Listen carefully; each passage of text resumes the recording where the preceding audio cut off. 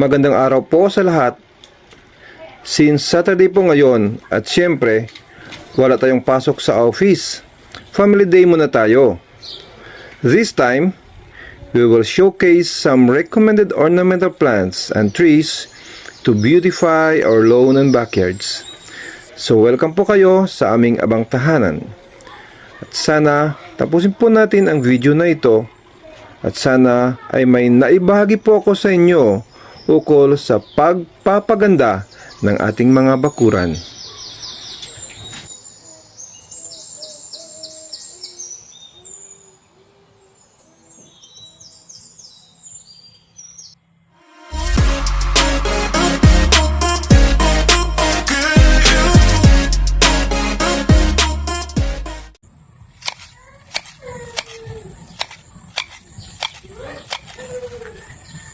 Ito ang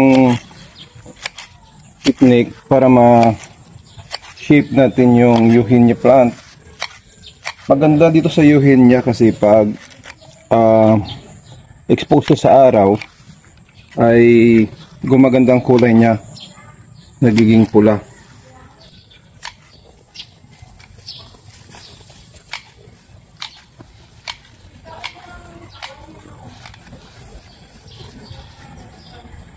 Ito naman ay tinatawag nating Palawan Cherry Blossom.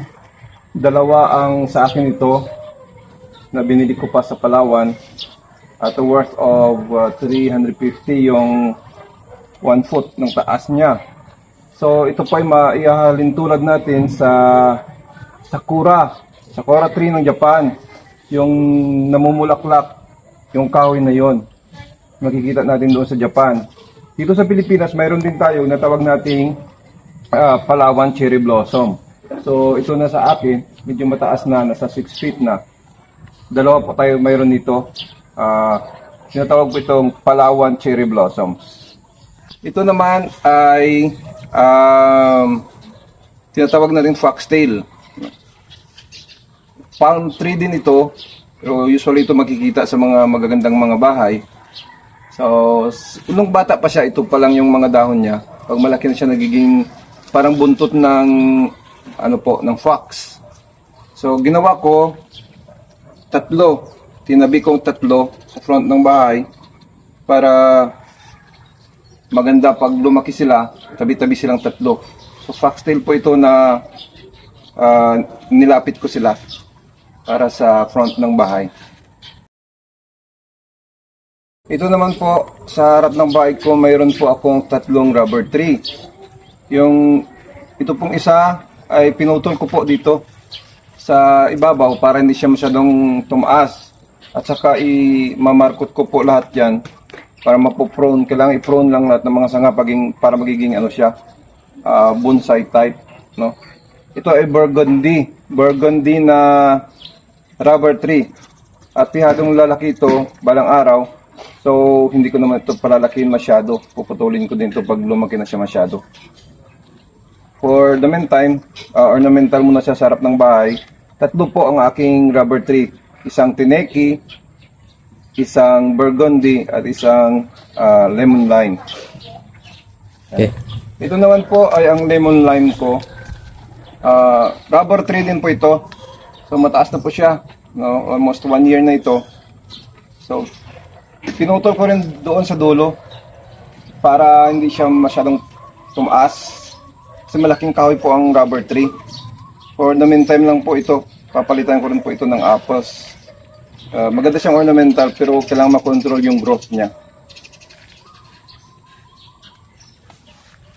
Ito naman yung tineki ko, medyo maliit pa siya. Itong medyo mas rare na rubber tree. So, nilagay ko rin dito siya. So, magkatabi silang 3. Isang burgundy, rubber tree, isang lemon lime, at isang tineki. Yan po. Ito ay isang uri ng magandang bulaklak, no? Ito ay tinatawag nating bagawak sa Filipino term. Ito ang nanalo, no, sa Baguio City sa landscaping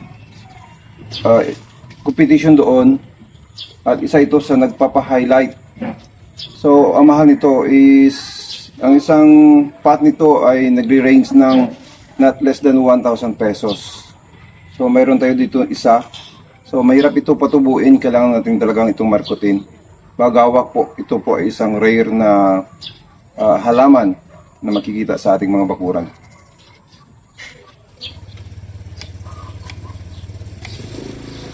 Ito, trinid din natin ang isang magandang klase ng bulaklak na bagay po, no, sa ating mga tahanan.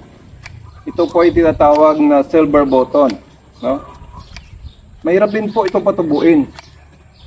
So, pero kung sino may gusto nito, hindi po kayo mag-message sa akin. Mayroon po tayong seedlings ng silver button. Kailangan din to, pwede itong triman din para gumanda yung forma niya. So, tatlong silver button dito sa bahay. Kailangan lang maintain lang ng pag-trim kasi yumayabong siya at makukontrol natin yung height ng silver button. Maganda kasi ang silver button kasi rare yung dahon niya. Kulay silver kasi ang dahon ng silver button. Maganda siyang ornamental plant sa ating mga bahay. Tayong grapes sa main gate ko. May grapes po tayo dito.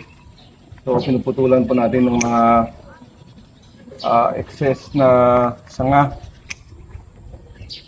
So dalawang puno po yung grapes natin, no? Dito magkabila. Mayroon din akong grapes doon sa likod. So ito po ay pang front gate lang. Maganda pong grapes sa front gate.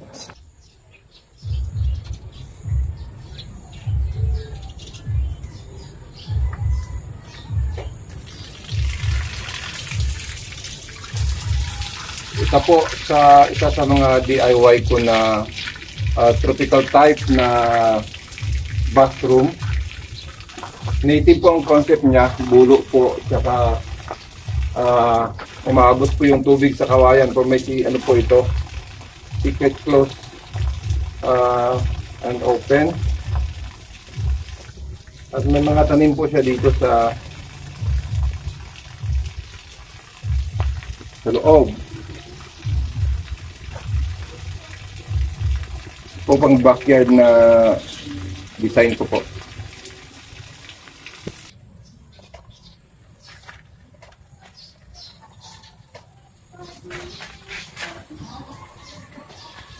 Ito naman ay ang mga Mary's hair ko. Isa itong air plant. Sa hangin lang ito tumutubo. At kailangan lang siyang diligin 2 beses sa araw. So ito po ang natawag natin Mary's hair na isang air plant. So dumami po sila, no? Dahil mini-maintain po natin yung so maganda siyang ornamental din sa backyard. Kasama po itong mga phelo, no, iba't ibang variety ng phelo dito sa may backyard garden ko. Isang tinatawag nating bird's nest. Ito ay makukuha lamang sa mga tropical forest katulad ng Mount Baloy, Mount Canlaon, no? Yung mga may mga madadabong na yung kahoy. Binibili po namin ito sa mga kumukuha doon. Mga 3 araw bago sila uwi, no? Pag-akyat sa bundok para makakuha nito mga bird's nest na ito. Maganda din itong ornamental plant sa bahay katulad nitong akin na para siyang tropical garden.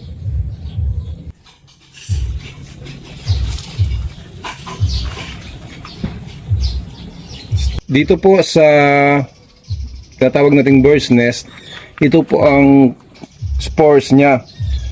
Ito po ang pag na-fertile po itong brown sa likod ng dahon ng bird's nest, ito po ay nahuhulog at kumakapit sa mga bark ng mga kahoy at yun po ang tumutubo ng bagong supling ng bird's nest, no?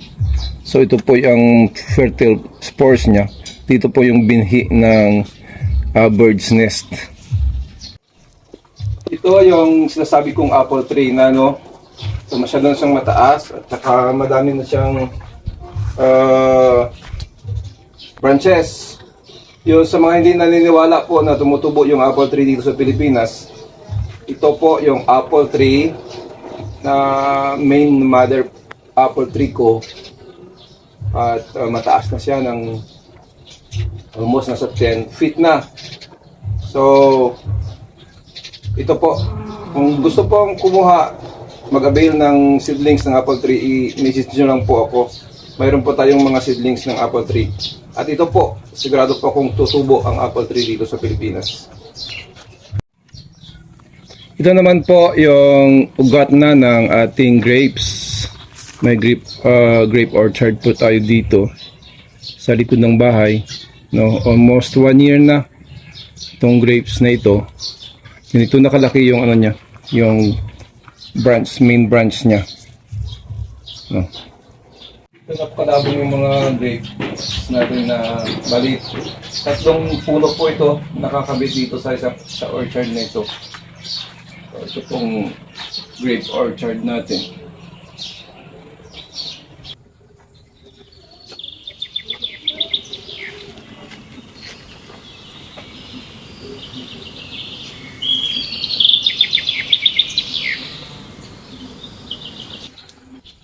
Ito po, mayroon pa tayong lanay na tinatawag, isang native na hat. Wala pa siyang dingding, bulaklak lang siya at saka curtain na puti. So pwede po siyang tulugan pag tanghali at pwede nitong lagyan ng mesa para dito po tayo kakain. So, maganda po dito lalo na pag sa gabi.